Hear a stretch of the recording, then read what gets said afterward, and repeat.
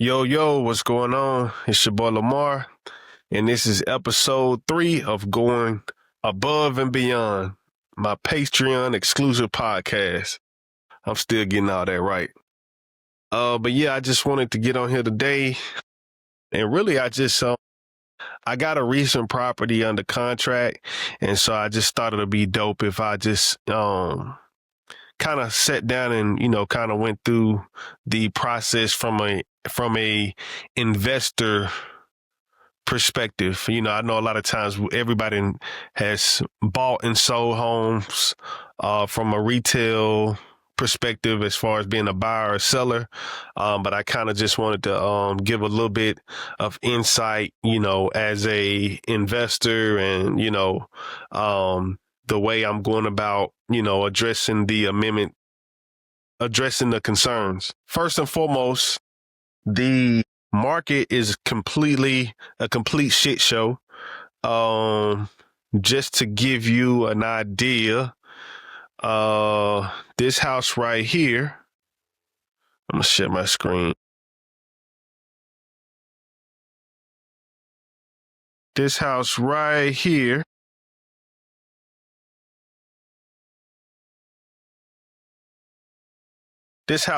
sold for $352 back in June the 16th. So I listed my property July 11, 2025 for $369. Was I a little bit above market? Yes, I was. I thought my property was way better than their property. Just from looking at the property, looking at the pictures, looking at the layout, I would assume my property was better than their property. But like I said, that's just how I was thinking. And obviously I was way off. And I think I was way off because of I didn't forecast where the market was going. Just, with everything that's been going on from, the war with Israel and what's that? Israel and what was the man, there's so many goddamn wars. Israel and Hamas. The war with Israel and Hamas, and I believe the war with Israel and Iran. I think that was like around that time too. Let me check and see. Israel and Iran war.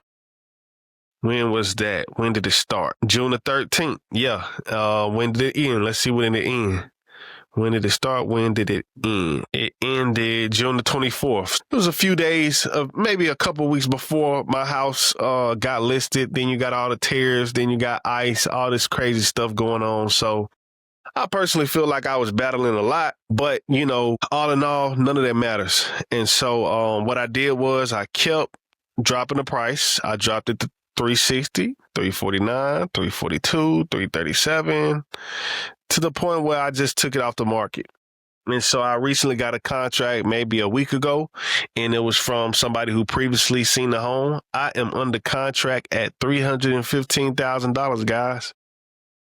So I am basically $45,000, $55,000 under what I originally listed for. And I have 2 months on my hard money loan. So I really don't have a choice. The monthly payments are killing me. If you think about the math on that, about $1,800 a month, that's almost $24,000 in a complete year. I've had the property for a year. Now, granted, I'm not going to lose money on paper, but I'm going to lose money. My investors are not going to lose money, but I'm going to lose money because I'm the person who was paying the monthly payments, insurance, all this type of stuff. As you can see, it was a great deal. It was a great deal. It was an absolutely slam dunk deal. And tree fell right here. This tree fell right here. I had to cut this tree down. That tore out the power lines. Had to replace additional electrical. The first electrician ran off with the money. Just a multitude of things just kept happening. Permitting process took way longer. The AC ended up costing me way more. It just turned into a shit show.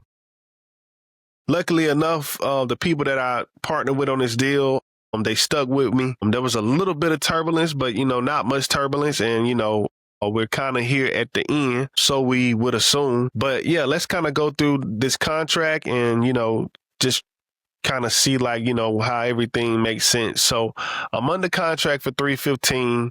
It took us about 2 or 3 days to negotiate. They first came in at $300,000, and I was just like, hey, it's no reason for me to take that. Then so I came back at $325,000 in closing costs, and we ended at $315 and $4K in closing costs.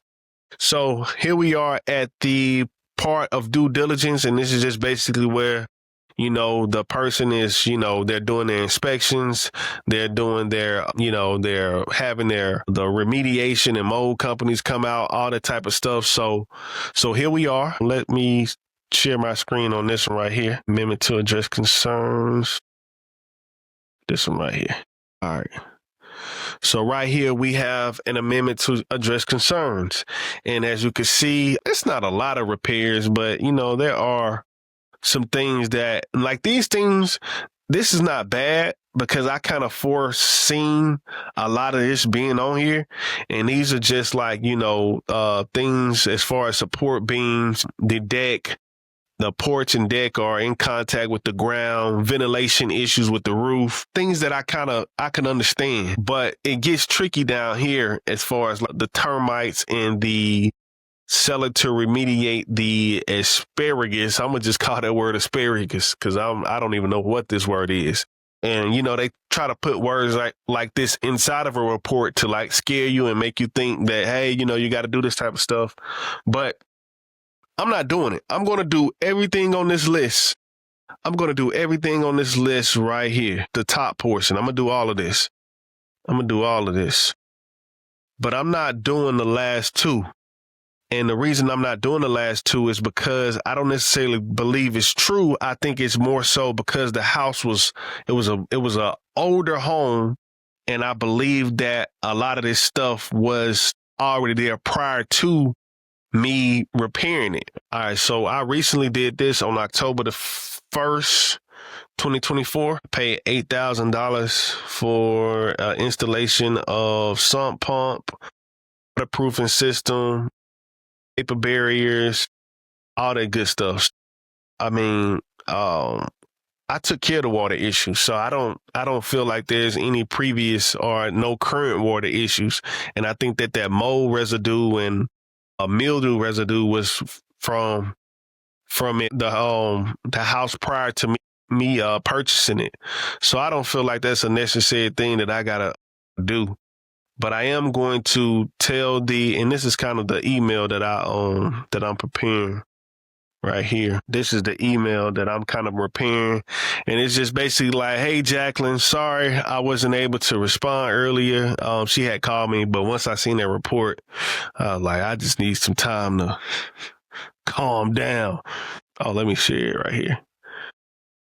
Here it is. It says, hey, Jacqueline, sorry I wasn't able to respond earlier, but I wanted to clarify the recent reports of 4297 Birch Street to make sure everything is understood in context.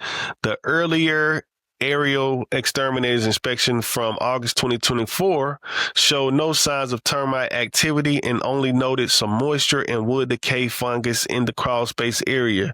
Shortly after that, in October 2024, the property was fully waterproofed by CGS Waterproofing, which installed a perimeter drainage system, sump pump, and vapor barrier that work came with a lifetime warranty, so that should be good for the client to know. Actually, let me make that in bold letters. And resolved all the crawl space moisture issues. Since then, the house has been completely renovated with brand new walls and finishes. Given that timeline, it is very likely that any minor signs of mold or mildew detected in later tests were from prior waterproofing, were from before the waterproofing was completed, not from active issue today. The property is now dry and sealed and free of any termite or active moisture problems. So, I kind of was about to get ready to respond. As you can see here, I attached my invoices as well as the wood I think that's the wood termite report. So we'll see. But as far as everything else, I have no problem in, doing some of the things, but I just think the last two is a little bit much. This is a copy of the home inspection report, as you can see. And like I said, I'm cool with fixing some of the things, but not everything. Let me share this. Like this stuff like this, like I understand. Like, I mean, honestly, I thought some of this stuff would have been repaired, but it's good for, and this is kind of where you kind of like this is where you learn. This is where you learn. So like on the next, when you do something else like this, you know that this not going to fly. And I kind of knew it in my heart that this wasn't going to fly.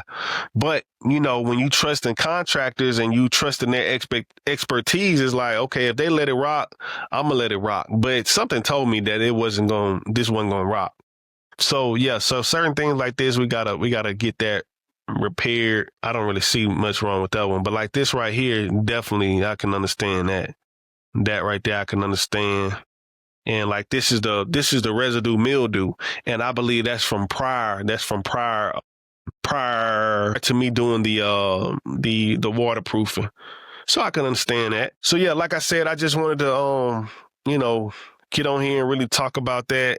I do think, we're gonna try to get this deal done, and we'll see how it goes. And stay tuned, and I'm just gonna keep getting better at this.